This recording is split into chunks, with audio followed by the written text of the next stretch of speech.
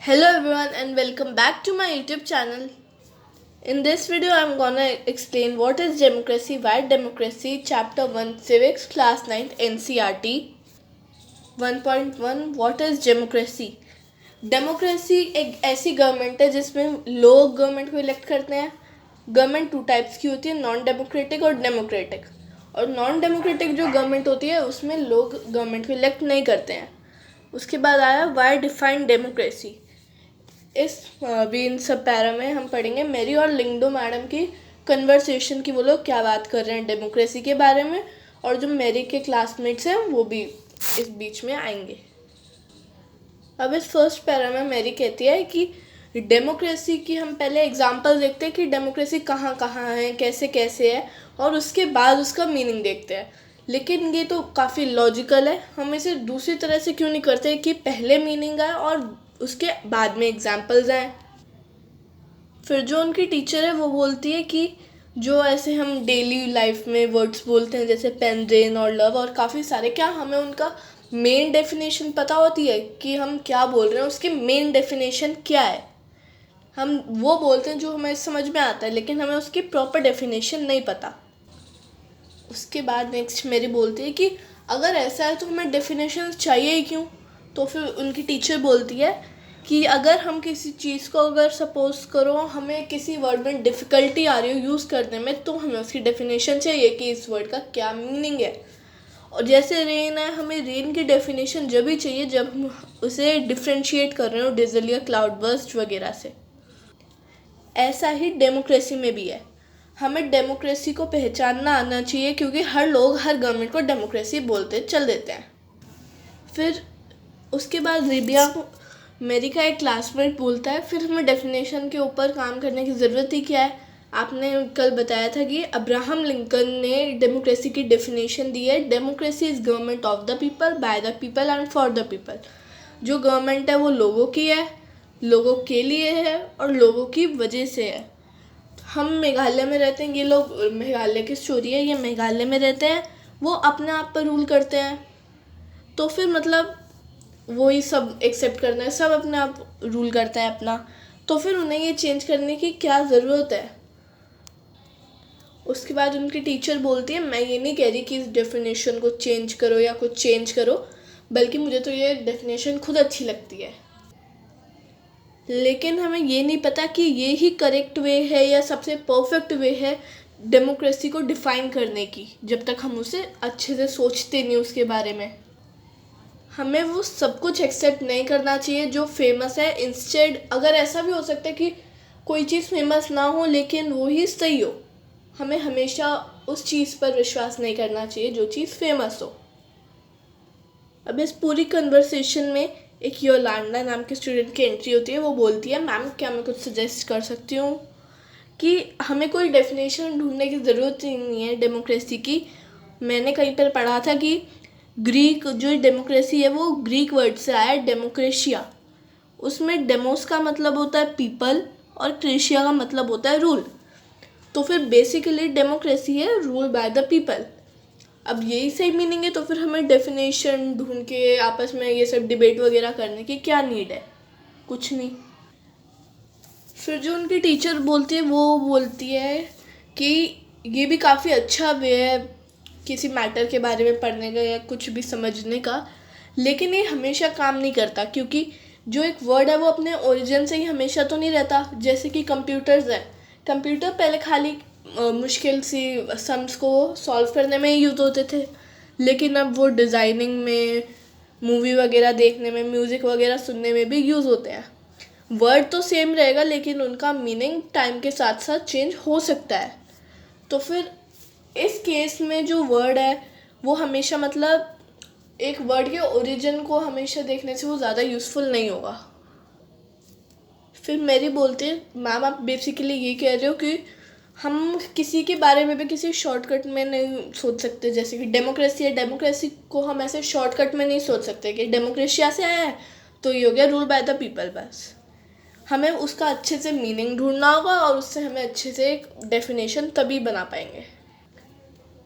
फिर उनके टीचर बोलते हैं यू गॉट मी राइट, सही कहा, तुमने मेरी बात अच्छे से समझी. अब हम आगे स्टार्ट करते हैं। A simple definition. अब जो गवर्नमेंट होती है उन सब में सिमिलैरिटीज़ होती हैं कुछ, और कुछ डिफरेंसेस भी होते हैं। गवर्नमेंट्स टाइप को हम ऐसे बोलते हैं डेमोक्रेसीज। इन गवर्नमेंट के बीच में जो एक सिमिलैरिटी है वो तो हो गई कि गवर्नमेंट लोग चूज़ करते हैं, government is chosen by the people. तो फिर डेमोक्रेसी की एक सिंपल सी डेफिनेशन है, democracy is a form of government in which the rulers are elected by the people. ये डेमोक्रेसी की बड़ी सिंपल सी डेफिनेशन है जो कि आप लोग लर्न कर सकते हो। ये एक ऐसा पॉइंट है जिससे कि हम डेमोक्रेटिक गवर्नमेंट को बाकी दूसरी गवर्नमेंट से डिफ्रेंशिएट कर सकें। हम ये देख सकें कि कौन सी गवर्नमेंट डेमोक्रेटिक है और कौन सी नहीं।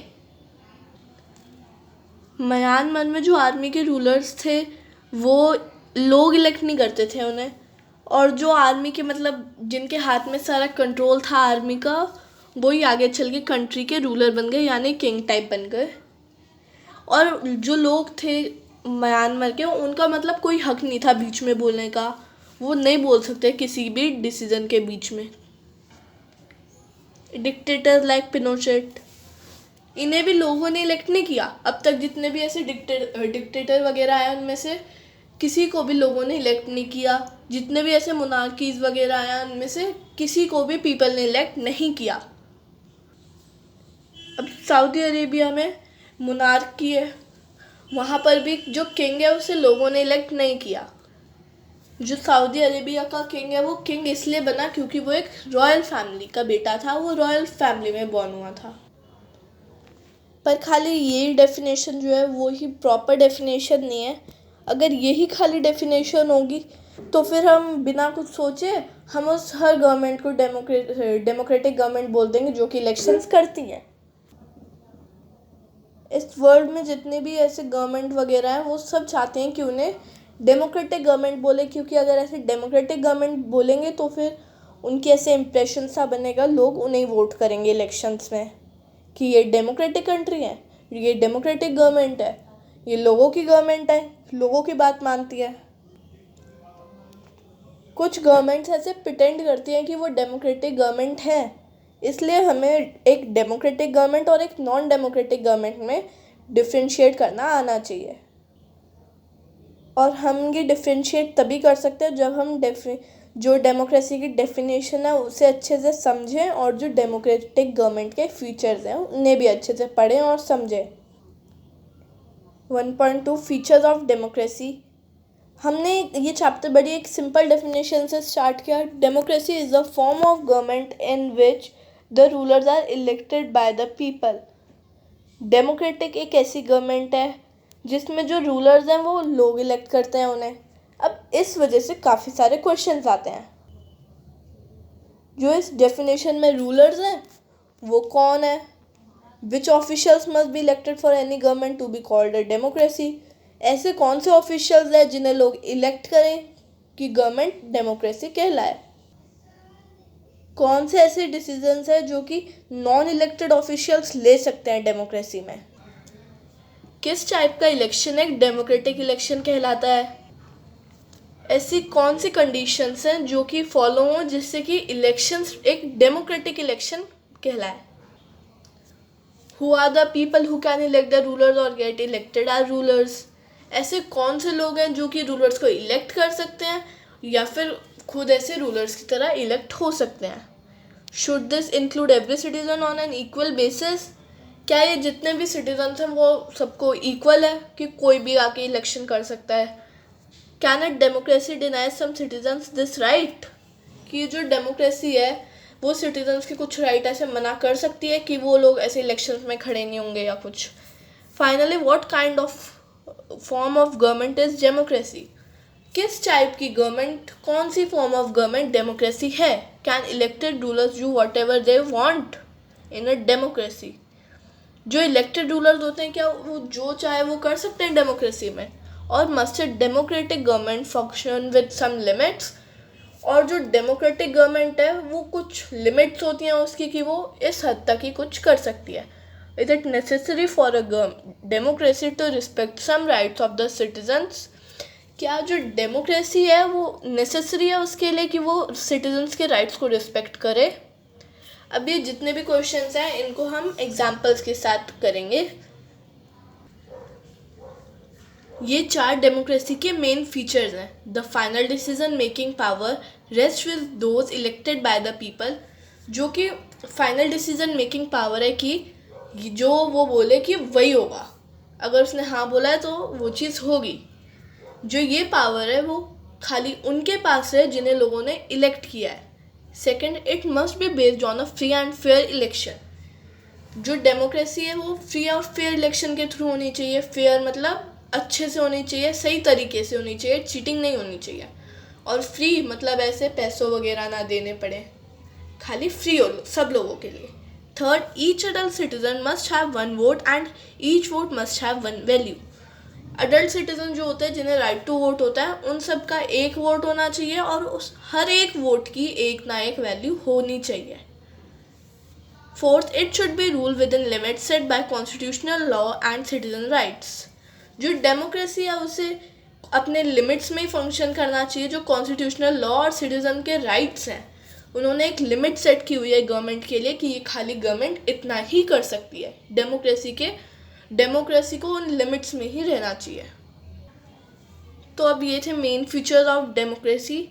अब हम नेक्स्ट वीडियो में इन्हें एग्जाम्पल्स के साथ पढ़ेंगे कि हर कंट्री में कैसे कैसे हुआ था। For any queries of any chapter, you can contact me anytime through this email harshikasharma0709@gmail.com, और you can also ask it in the comment section। जिन्होंने अभी तक सब्सक्राइब नहीं किया वो सब्सक्राइब कर दो, और अगर ये वीडियो पसंद आया तो लाइक करना मत भूलना। Thank you.